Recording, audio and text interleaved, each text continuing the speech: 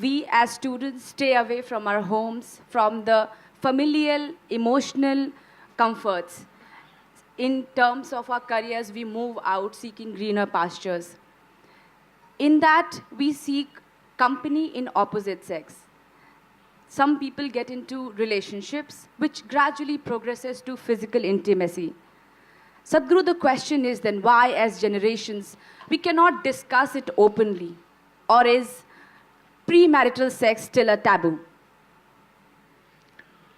See, this is not some kind of a prescription. This is an individual need. Right now, we must understand this. In this society, we handled human sexuality like this. Before a girl attains puberty, they are named. This is the boy you're going to marry at the age of 6 or 7. They don't marry, but they keep telling him, your uncle's son, this guy, you're going to marry him, you're going to marry him. They're telling him, you're going to marry her. So they have not seen each other, they have not met each other, they have nothing going, but emotionally they're being bound. Before they touch each other physically, they want them to be emotionally bound in a strong way. So this is the technique of the culture, how they dealt with it. So when you become or attain to your puberty, when your body blossoms into certain possibilities, now your emotions are already with somebody. So you handle your body, you don't go wild because your emotions are already attached to somebody. So by the time they're 15, 16, the girl gets married. By the time they're 17, 18, the boy gets married. They get into agriculture or business or whatever, their activity. So one important aspect of the life of the youth is settled. One thing is emotion, another thing is a physical requirement. Both are settled at an early age. And of course, those days children came within a year or 2 years, so they got engaged and they got busy and life went on, all right? Today, our lives have changed because by the time you finish education, most people are minimum 24, 25 years of age. PhD means 35?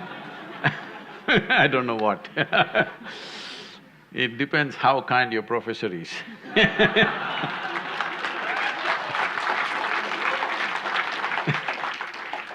So, let us say average education time is 25 years of age. By the time they get employment and settle down somewhere to reasonable financial security, 30 years of time, all right? The peak of human hormonal function is between 15 to 30. You're not teaching people some ascetic way to live. You're not giving them some sadhana that they're transforming their energy into some other possibility and attaining to something else. There is no such thing. And there's close proximity with the opposite sex. If you don't want to address it, then you will create an unhealthy society, very unhealthy society, which unfortunately is finding expression in violent ways in our society because we've not addressed the fundamental needs of a human being. First thing is nourishment. If nourishment is taken care of, you must understand, nourishment is survival. Once survival is taken care of, naturally the species, this is not even individual, the species that you are is longing to reproduce. This is how it's built. It's longing to reproduce because this is survival of the species.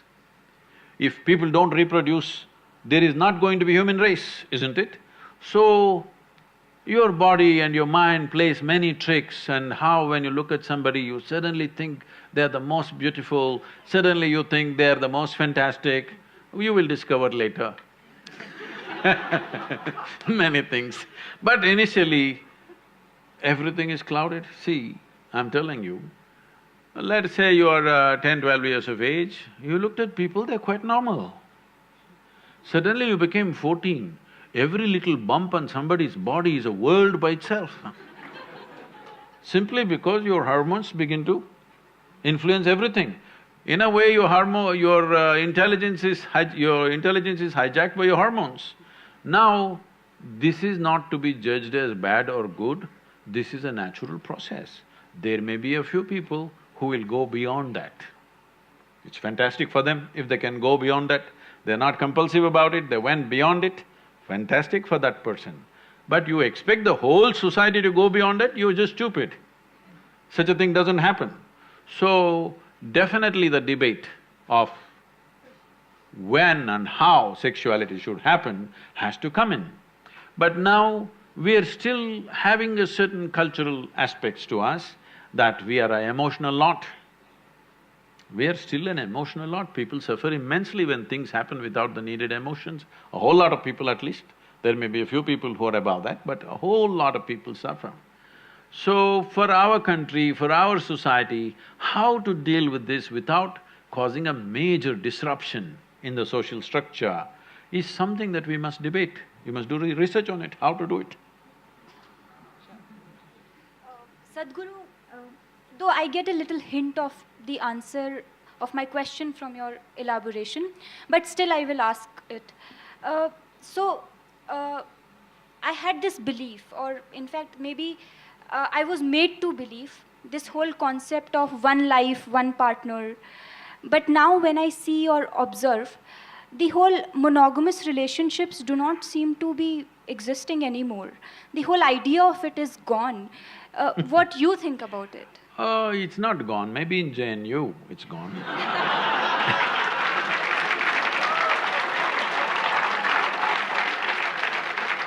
In the rest of the world, it's not really gone.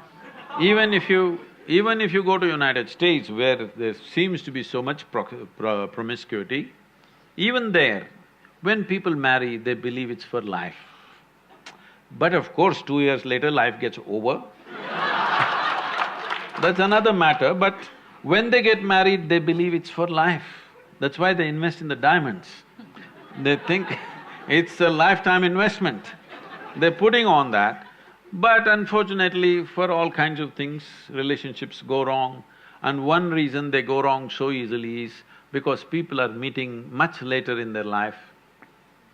See, when people met much younger, when their personalities were not concretized, they met early, 17, 18, then two people became like one person very easily. Now they're meeting at 30. Now both are concretized, two concrete blocks. But I'm seeing young people, if they marry, they hang on. If people marry over 50 years of age, they hang on because they have again softened up, concrete is again. Between 30 and 50, it's a bit of a concrete block, you know, strong persona. Now, friction happens. Well, if they're wise, they will find something beyond. Well, monogamy and polygamy or whatever kind of gamy, if you want to see, the important thing we need to understand is,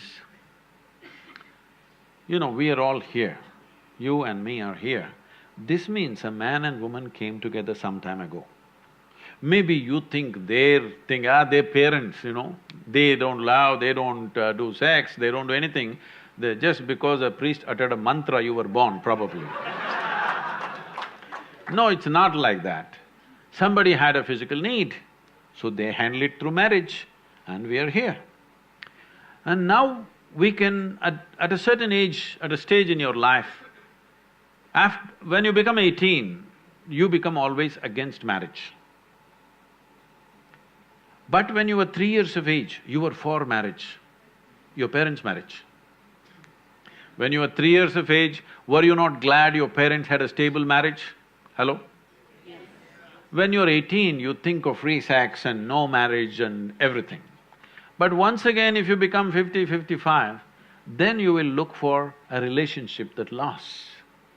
So it is for you to consider, because it's your life, to consider whether you want to live a life where emotionally you're always looking out for somebody, or you settle it in a certain way so that you can use your intelligence and time to create something else. Your research, your work or whatever you're doing, if emotions and body are settled, actually, your ability to use your intelligence will be much better. Otherwise, every day you have to walk around to find somebody. No, I'm not making this thing because I feel so bad in United States. People I know, and you know, thousands of people are involved with me now. People over 40, 45 years of age, women I'm saying, wonderful people. But they are all on this… these days they've all gone online. Otherwise they go sit in a bar and wait. Somebody needs to pick them up today. It's terrible. Tinder generation. I'm sorry? Tinder generation. Whatever you want to call it. But I think it's so pathetic when a woman at 45 should have been loved and respected in a proper atmosphere. Now she's sitting there looking for some strange guy to come her way, and she's going to make the judgment in the next 10 minutes when he buys her a drink or a dinner or something. This is tragic. This is tragic, that you will end up without any sense of dignity. This doesn't mean everybody will go that way, but you must think of the larger well-being. Before you break a social structure, you must think whether we can replace it with a better structure. At any point in our life, let everybody understand this, whether it's a social structure or a political structure or a psychological setup in the society, whatever, before we break it, we must think through whether we have a better alternative system. Without an alternative system, if you break the existing damn thing that's working reasonably well, then it'll go crazy.